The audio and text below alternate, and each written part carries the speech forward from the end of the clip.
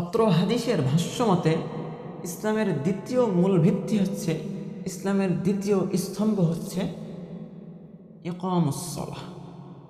এবার আসেন, ইকামুস সালাহ কি? মাযা ইকামুস সালাহ? ইকামুস সালাহ মানে হচ্ছে সালাত প্রতিষ্ঠা করা। এখানে আল্লাহ রাসূল সাল্লাল্লাহু আলাইহি ওয়াসাল্লাম বলেন নাই সল্লু, তুমি সালাত আদায় করো। এখানে আল্লাহ রাসূল সাল্লাল্লাহু আলাইহি ওয়াসাল্লাম বলেন নাই সল্লু, তোমরা সবাই সালাত আদায় করো। এখানে বলা হয়েছে ইকামুস সালাহ, সালাত প্রতিষ্ঠা করা। ইকামুস সালাহ কি? আপনি রব্বুল উসরাহ, আনতা রব্বুল মুদির, আনতা রব্বুল বাইত। আপনি পরিবারের পরিচালক, আপনি বাড়ির পরিচালক। আপনার বাড়ির মধ্যে আপনাকে সালাত প্রতিষ্ঠা করতে হবে, এটার নাম হচ্ছে ইকামুস সালাহ। আপনি ক্লাস টিচার, আপনি শ্রেণী শিক্ষক, আপনার শ্রেণীকক্ষের মধ্যে আপনাকে সকলের মধ্যে সালাত প্রতিষ্ঠা করতে হবে, এটার নাম হচ্ছে ইকামুস সালাহ।